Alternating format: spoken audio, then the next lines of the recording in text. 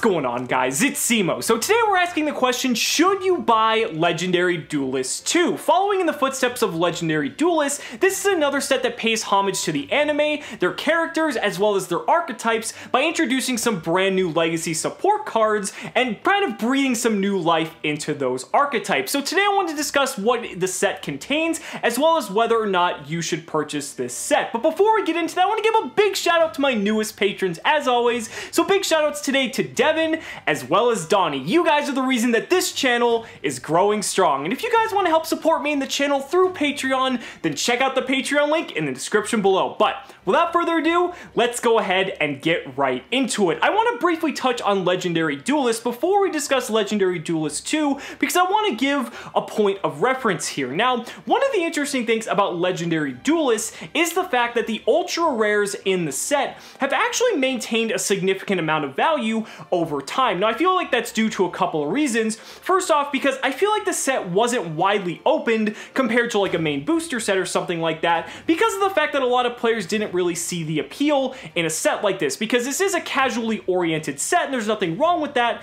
but I feel like that's not going to sell as much as something like a main set. And so because of that, since supply is low, the price on these ultra rares has actually maintained some value, and I think that's a good thing for anyone looking to kind of hold on to some of these more nostalgic cards. And that kind of plays into the second point, is that because these cards are, you know, nostalgic revamps of archetypes or cards from the anime, you know, with Legendary Duelist it was like Red Eyes support and things like that, I feel like those also are going to merit collector value, which is the reason why these cards still maintain the value that they do.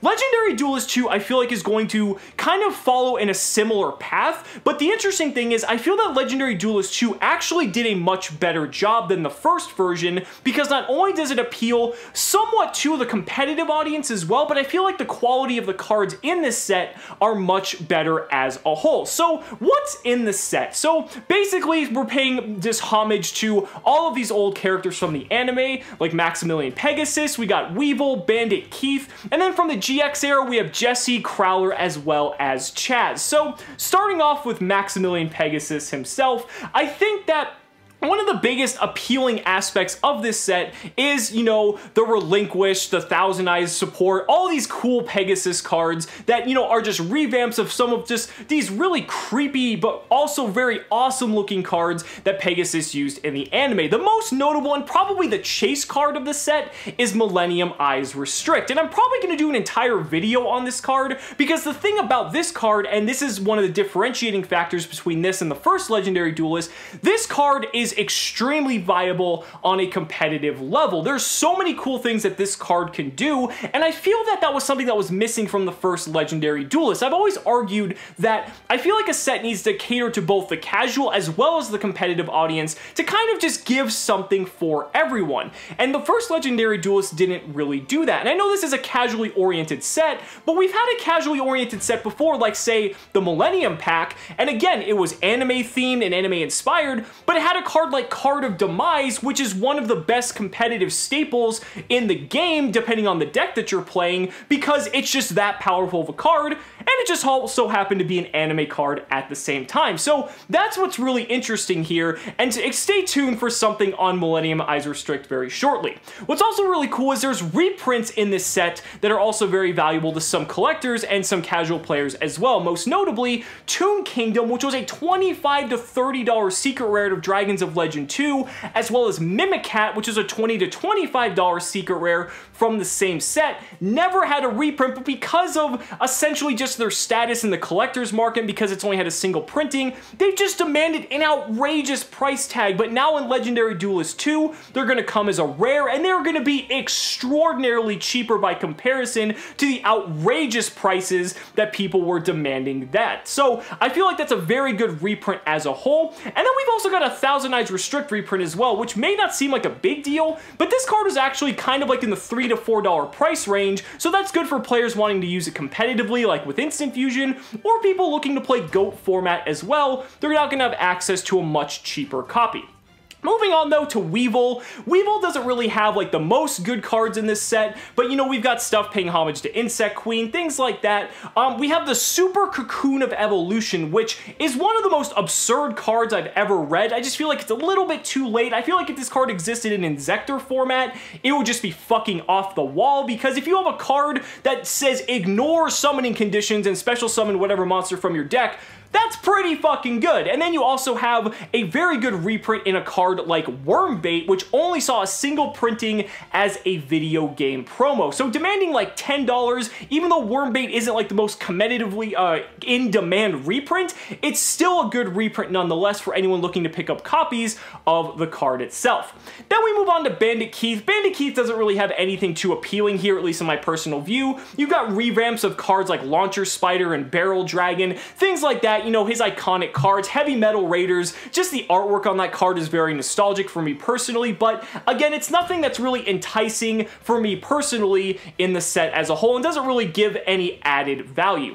Now, jumping into the GX era, we're gonna go ahead and start with Jessie, and the reason I want to start with Jessie is because if you're gonna do legacy support for a single archetype, this is how you fucking do it, because not only is Crystal Bond one of the most insane legacy support cards for an archetype I've ever seen, but you also have Rainbow Bridge, which searches Crystal Bond, and I mean, if you have a card that says add any card basically from your archetype, from your deck to your hand, then do something else that helps basically just move your engine along as well. Any archetype would love to have a card like this, and frankly, if Konami's gonna keep releasing sets like this, I want to see legacy support like this, like good, solid legacy support. Who cares that it's once per turn? This is absolutely amazing in an archetype that is definitely a casual archetype for sure, but has such a big fan following. I really love that these cards were printed, and these are definitely going to be some of the most highest in-demand cards from the set as a whole, because people just love Crystal Beast, and these are just absolutely phenomenal cards all around. Then from there, we go ahead and move on to Crowler and the Ancient Gear support. The Ancient Gear cards are incredible in this set as well, because you have Ancient Gear Frame, which when I first read it, I was like, the fact that you get to special summon Ancient Gear Golems for free, ignoring their summoning conditions, like sign me up for that. Then you have Ancient Gear Fusion, which is basically like a pseudo Shaddoll fusion in the right circumstances, which helps you summon Megaton Ancient Gear Golem, which is one of the craziest fusions I've ever read as well. Like, it is very susceptible to removal, but even if it's removed, it replaces itself with something else, so you don't really lose anything, even though it does have a little bit of a weakness, and summoning out another Ultimate Ancient Gear Golem off of that is just a little bit crazy. I think Ancient Gear fans have been waiting for these cards for quite some time, and I think even though it is a little bit of a casual deck, you can expect to see some Ancient Gear players at regionals, because these are some incredibly good support cards for the archetype as a whole.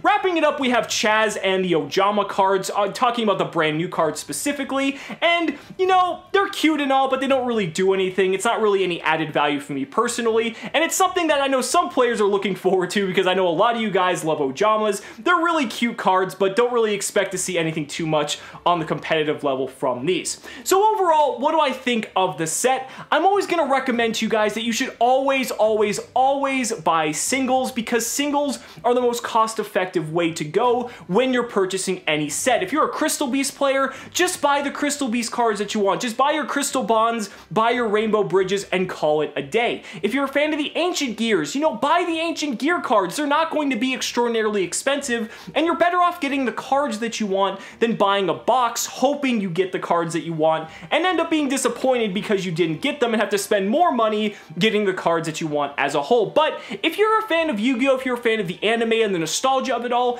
and you love opening packs as a whole, I don't think this is a terrible set for you to invest in, because as we've seen the track record of Legendary Duelist 1, the ultra rares do hold some very significant value, and the players that have been opening these boxes get about 5 to 6 ultra rares per box, so you actually can basically, you know, make up the difference that in the cost of the box, and you're not going to lose too much value overall. Or if you're looking at it as a long-term investment, it's not a terrible idea either. But But guys, those are just my thoughts. Let me know down in the comments what you guys think about Legendary Duelist 2 as a whole. I'd really love to hear your thoughts. So guys, thank you so much for watching the video. Be sure to like the video as always. Subscribe to the channel for more amazing Yu-Gi-Oh content. And if you found this video helpful, consider backing me on Patreon, because just by pledging only $1 a month, you're investing in my ability to continue bringing you amazing Yu-Gi-Oh content. So thanks so much again, and we'll see you next time. 1, 2, 3, 4.